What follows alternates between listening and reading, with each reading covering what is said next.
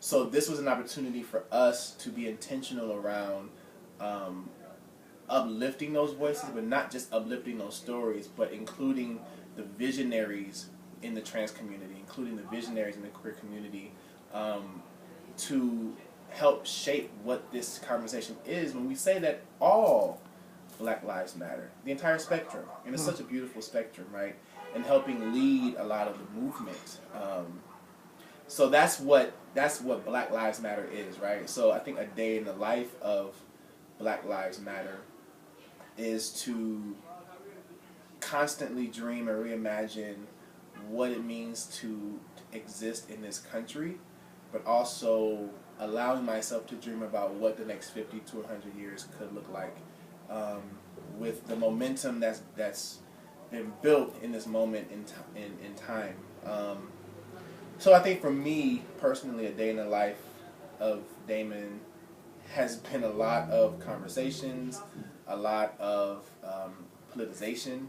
You know what I'm saying? Like making new connections, and creating, like having a lot of ideas and talking through a lot of the ideas of the framework. I think of a lot of the cultural work, the art and cultural work in the movement, and how we can use that as a vehicle to amplify the conversation. But that's on a national level, but I'm also part of the Black Lives Matter local chapter in Los Angeles. And we've been doing a lot of work around like the Ezell Ford case. And what does it take to be a part of the local chapter? Come out, commit yourself to what it is that we're talking about.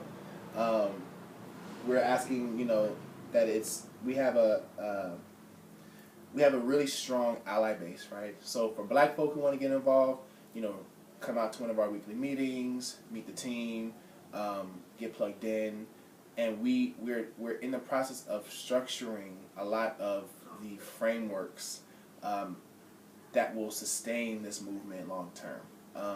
We've done a lot of work since August 9th, since Michael Brown was murdered, and we're now in a place of how we can grow this movement out, and what we can do, I think, locally to affect change. So it's coming out, joining the chapter, going through the politicization of what we stand for, and understanding what the demands are that we're pushing for. So yeah, that's one of the pieces. So 2 questions are going through my head as you're speaking, and I'm trying to decide which I'm going to ask you first. So I'll jump in. Eeny, meeny, miny, mo. How do you feel about the slash out of Black and the replacement of All Lives Matter?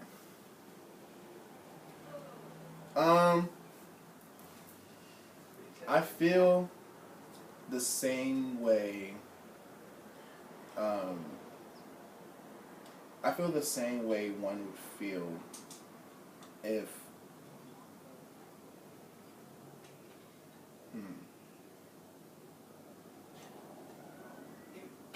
it's a way to undermine and I think to co-opt the conversation.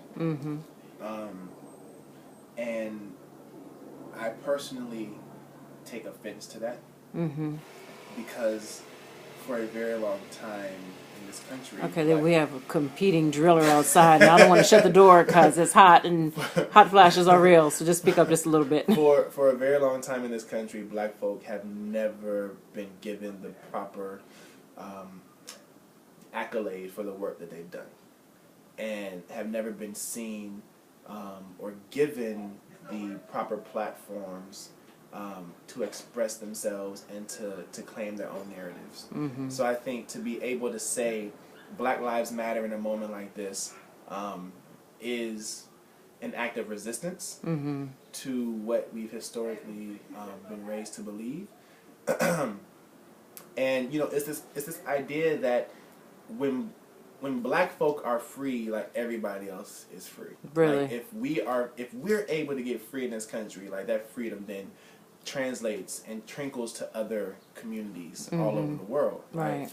And I think that for anyone to say, oh, Black Lives Matter, but like no, like all lives matter, I think Alicia Goddard wrote in an article on Feminist Wiring. She basically says that's racism at its highest form. You are going to silence me by making me this ambiguous, throw me into this obscure and ambiguous group